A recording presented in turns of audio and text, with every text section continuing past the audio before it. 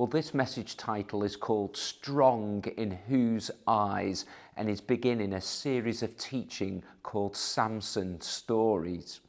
Now, if I was to mention the name Samson to you, what kind of man are you picturing right now?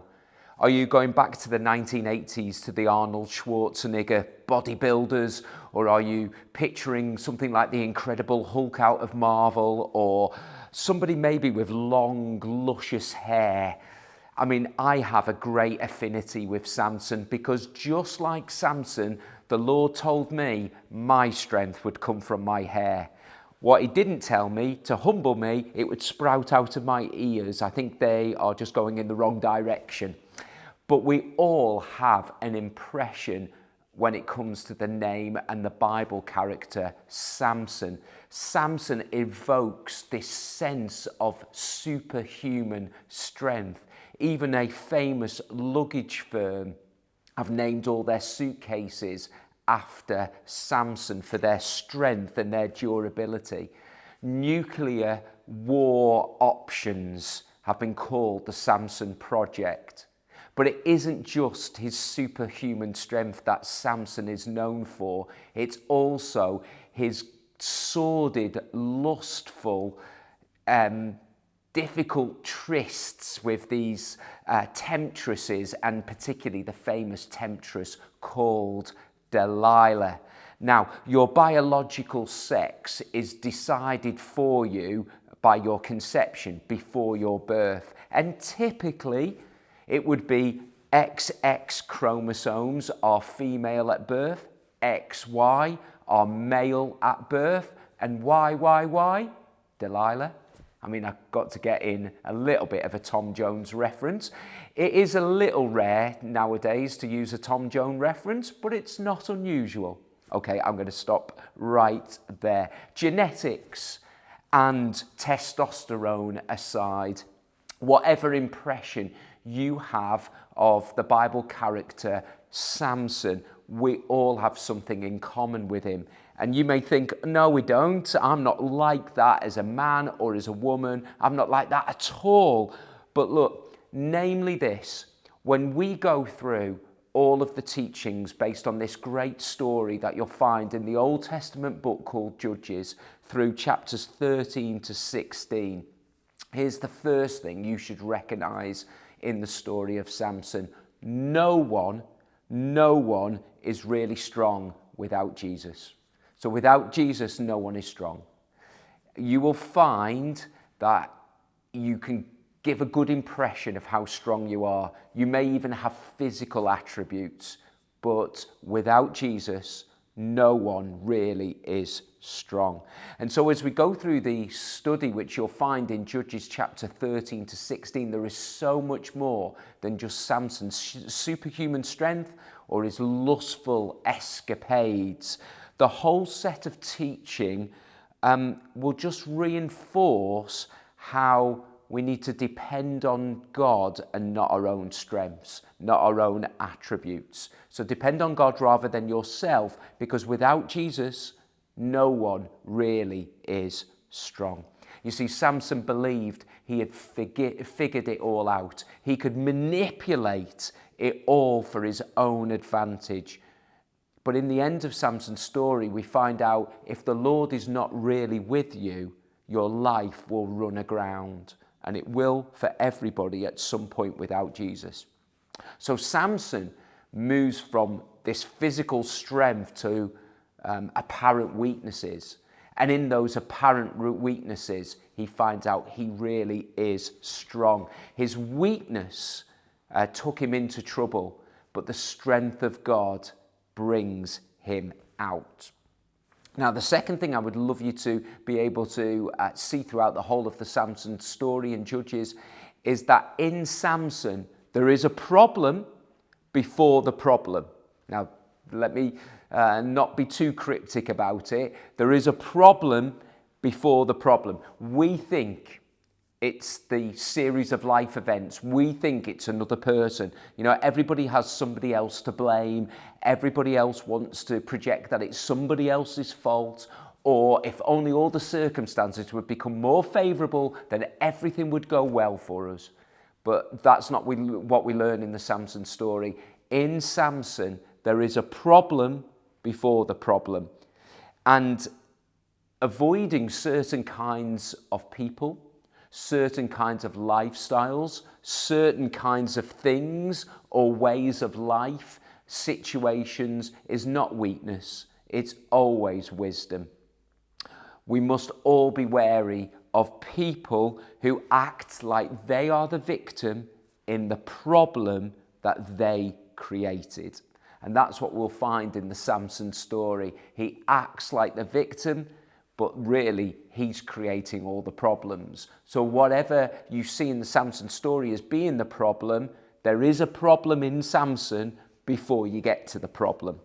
Now, before over 50%, which I'm sure is probably accurate for those who are watching this message or listening to this message, before you discard all of Samson's problems as testosterone related, of course there's deep lust and deep issues around sexual gratification throughout. Really, it's referring to the spiritual skirmishes. If you want to explore following Jesus, and if you want to grow in following Jesus, and if you want to stay in faithfulness to following Jesus, these spiritual skirmishes will apply to every Christian. We are called to the heights, but so often we want, like Samson, the low life. We want the path of least resistance. We want the easy way out. And the things that tempt us, the things that make us feel good, often replace dependency upon God, and they replace God. They come at the expense of God. So it's going to be different from person to person, but as you study the story of Samson, we should all recognize our flaws, what we're susceptible to, what we have tendency in. And then thirdly, throughout all of the Samson stories, it is just worth remembering that no one in the Bible knew that they were going to be in the Bible. What we're going to see in Samson's story is grace in operation. And so this is way before Jesus reordered our thinking on how you love your enemies, what forgiveness is all about. Jesus is such a great example of that upon the cross. The sense of grace, which we believe in great teaching throughout the New Testament, and we get some wonderful teaching we've had through some past messages here recently at Renewal that you could check out on grace. So before we all start to kind of put a modern twist on who Samson is, and there'll be no airbrushing in Samson's story. He is the Bible's famous bad boy. He's chasing graphic sexual gratification, and I'm not going to let you just take all your teaching from Netflix. There are sexual games in play in Samson's story. There is evidence of that throughout in how he acts in his sexual thinking and his sex life. So we're not going to airbrush that, and we're not going to airbrush how much he's fueled by uncontrollable rage and a sense of, in any personal grievance, that he's just got to get even. He has revenge tendencies throughout, but neither are we going to be unfair by putting a modern, westernized lens. When it comes to Samson's story, there is a tragic case here. There is somebody deeply vulnerable who is guiding him through his deep character flaws. He's somebody who's searching for inner peace and inner sanctity, and he can't quite find it. It's somebody who's caught in the turmoil and the chaos of culture and life, and he finds so often he's in a tug of war between what is right and what is wrong. This is somebody who looks strong but is inevitably so weak. It's somebody who looks like he's got it all together and is chosen for something of greatness, but really he wants to hide away and be on his own. So all of us actually can identify with lots about Samson's character and Samson's life. And so I'm just here to remind us as we embark upon deeper studies of Samson's story, the God who loved Samson is the same God that loves you. And the God who knew how weak Samson was is the same God who knows you, knows how weak you can be.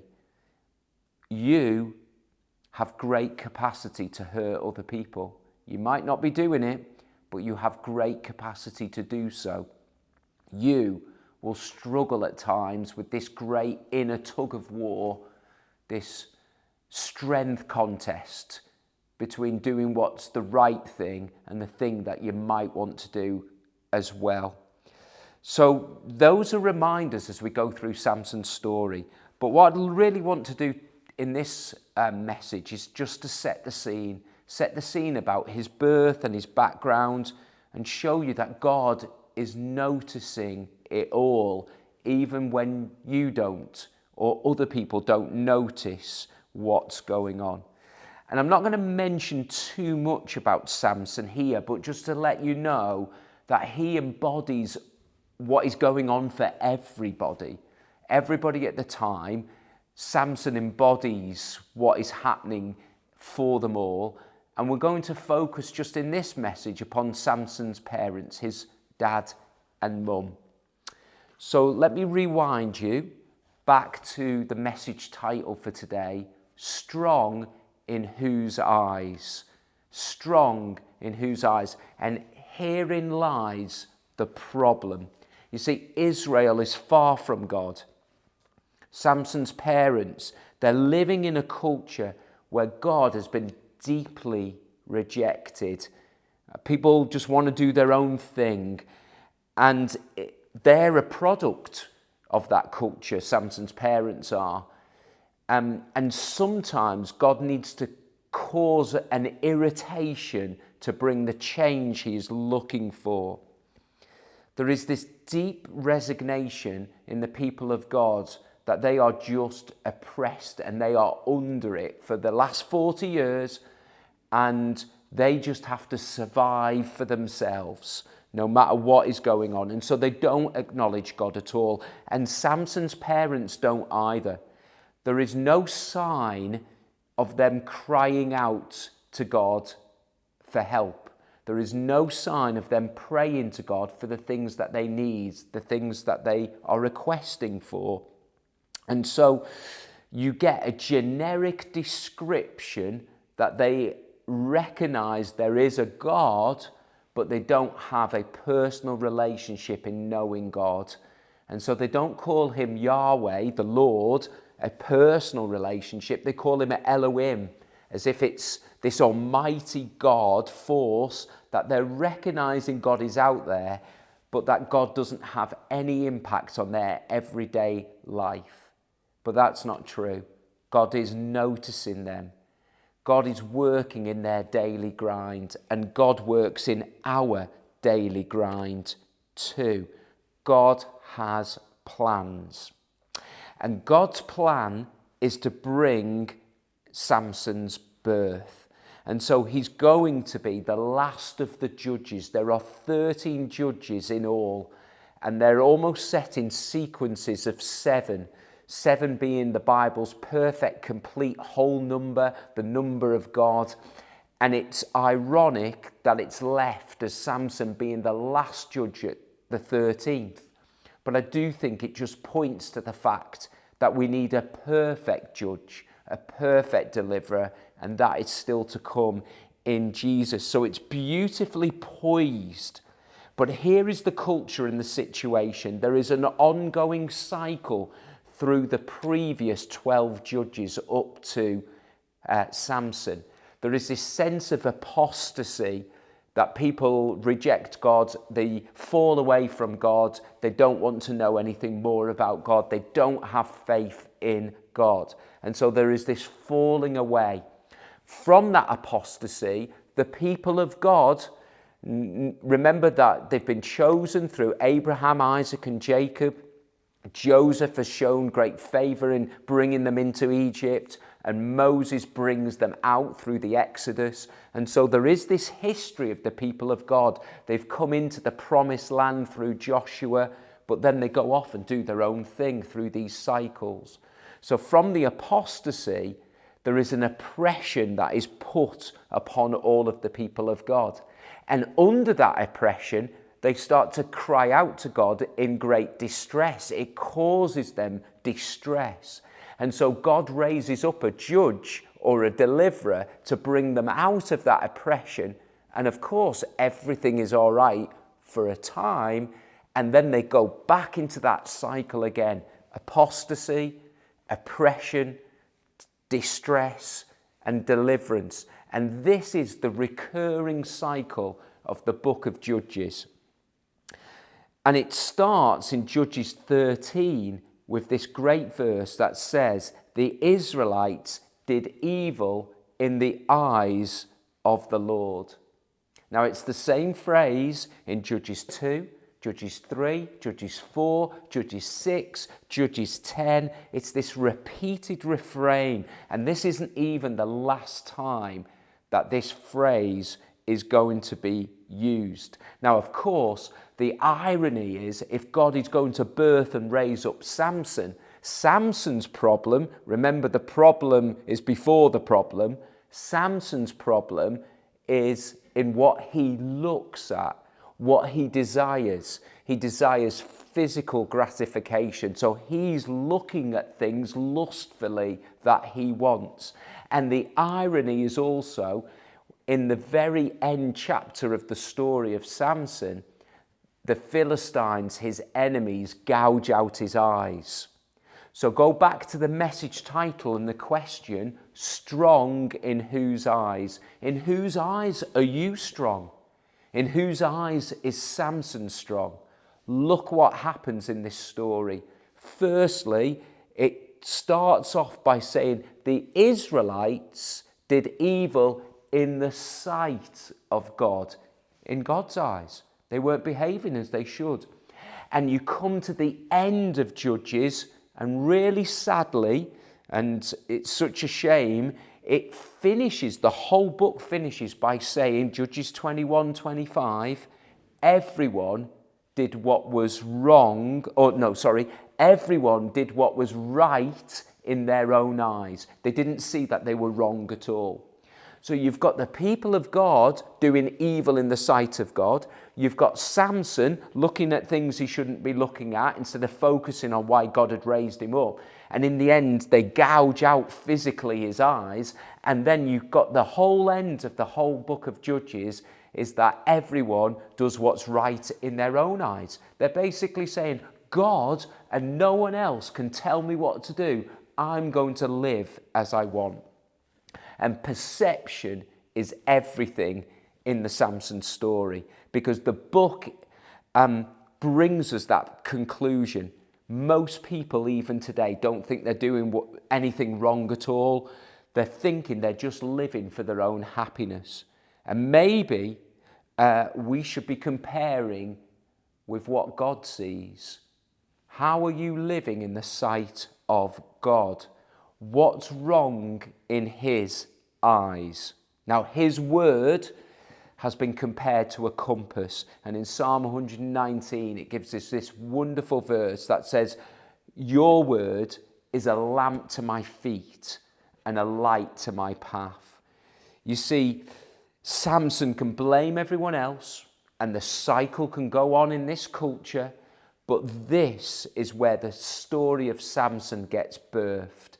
Instead of using God as a compass, instead of God being able to guide the people of God, they are doing whatever they want in their own eyes. Now, this is where we come to the story, and I'm going to read it for you, the birth and the background from Judges chapter 13 in the Message translation. And the one thing to really focus on is the declaration, you will have a son. You see, God is going to begin to save his people, but obviously Samson is the last of the judges, and is the only judge who is being chosen before his own birth. Now, of course, that will trigger a connection to a very, very special birth that's to come. And that's the announcement of the birth of Jesus. Jesus is chosen before his birth. Jesus comes into a cycle of events. Jesus is coming to be the greatest saviour, the greatest deliverer, the greatest judge. So Samson is only nudging us to think that God's grace is going to bring us Jesus one day. So let me read through from the Message version, because it's wonderfully narrated here in the language. It says, "Then the people of God were back at it again, doing what was evil in God's sight, strong in whose eyes? God put them under the domination of the Philistines for 40 years. And at that time there was a man named Manoah from Zorah, from the tribe of Dan. His wife was barren and childless. And the angel of God appeared to her and told her, 'I know that you are barren and childless, but you're going to become pregnant and bear a son.'" Look at that connection to the announcement of Jesus. "But take much care, drink no wine or beer, eat nothing ritually unclean. You are in fact pregnant right now. You will bear a son. No razor will touch his head. The boy will be God's Nazarite from the moment of his birth. He will launch the deliverance from the Philistine oppression." And the woman went to her husband and said, "A man of God has come to me. He looked like the angel of God, terror laced with glory. And I didn't ask him where he was from, and he didn't tell me his name, but he told me, 'You're pregnant. You're going to give birth to a son. Don't drink any wine or beer and eat nothing ritually unclean. The boy will be God's Nazarite from the moment of his birth to the day of his death.'" Manoah prayed to God. So no prayer has been in the Samson story up to this moment. "Master, let the man of God you sent come to us again and teach us how to raise this boy who is to be born." And God listened to Manoah. God's angel came again to the woman. She was sitting in the field, and her husband Manoah wasn't there with her. So she jumped to her feet and she ran and told her husband, "He's back, the man who came to me that day." Manoah got up, following his wife, came to the man, and he said to him, "Are you the man who spoke to my wife?" And he said, "I am." And Manoah said, "So, when what you say comes true, what do you have to tell us about this boy and his work?" And the angel of God said to Manoah, "Keep in mind everything I told the woman. Eat nothing that comes from the vine. Drink no wine. Eat no ritually unclean foods. She's to observe everything I commanded her." Manoah said to the angel of God, "Please stay with us a little longer. We'll prepare a meal for you, a young goat." But God's angel said to Manoah, "Even if I stay, I won't eat your food. But if you want to prepare an offering for God, go ahead, offer it." Manoah had no idea he was talking to an angel of God. Then Manoah asked the angel of God, "What's your name? When your words come true, we'd like to honor you." The angel of God said, "What's this? You asked for my name. You wouldn't understand. It's sheer wonder," because he's representing God. So Manoah took the kid and the grain offering and sacrificed them on a rock altar to God who works wonders. And as the flames leapt up from the altar to heaven, God's angel also ascended in the flames. When Manoah and his wife saw this, they fell face down on the ground, and Manoah and his wife never saw the angel of God again. Only then did Manoah realize that this was God's angel. And he said to his wife, "We're as good as dead. We've looked on God." Now that's only on the face of God, Exodus 33, not on the angels. But his wife said, "If God were planning to kill us, he wouldn't have accepted our offering or revealed all these things to us, given us this birth announcement." And the woman gave birth to a son, and they named him Samson, and the boy grew, and God blessed him. You will have a son. So you've got the account here with Manoah and his wife. His wife isn't named, but she is labelled. She is labelled as barren, as childless. It's this word called akara. And actually, when you're labelled like that, particularly in that society, it was like a rain cloud that followed you wherever you went. You would have nobody to care for you in your old age. You were seen that you weren't fertile. You weren't producing something of fruitfulness. So you must have offended the gods in some kind of way. So Manoah, but particularly his wife, were living under that great sense of stigma. And perhaps there was some resentment that was building up in them. She's going to have a son, but here's the realization: the son isn't going to be completely theirs. So when she comes back and reports to her husband Manoah what the angel had first said to her, she left out a specific detail. And the detail is that her son would be the deliverer of Israel. So she shares that he's going to be brought up a Nazarite, but maybe she doesn't want to accept that maybe Samson would give his life for everyone else. Maybe she wanted to be more in control. Maybe she wanted to make her husband feel something of her pain. I don't know. We can surmise on all of these different things, but she does leave out that specific detail. But Manoah's response is to ask God for some more information. Now, the angel doesn't give Manoah and his wife any more information, but what the angel does is graciously come back. So God graciously sends him back just to reassure and to give them this incredible announcement that they are going to have a son. And I think because they didn't know God, you don't trust God for guidance. It's only when you know God do you feel God is guiding you, even through your difficult circumstances. But here for Manoah and his wife, they needed some more reassurance, to which they get. And then the birth narrative here concludes by the birth of Samson. And Samson's name means little son. And of course, the people of the time, they worshipped the sun as a sun god. So maybe there was a connection there. But I think more of a deeper connection was what this meant to Manoah, and particularly his wife, the Akara, the barren one. This would be a little ray of sunshine in probably their otherwise bleak life.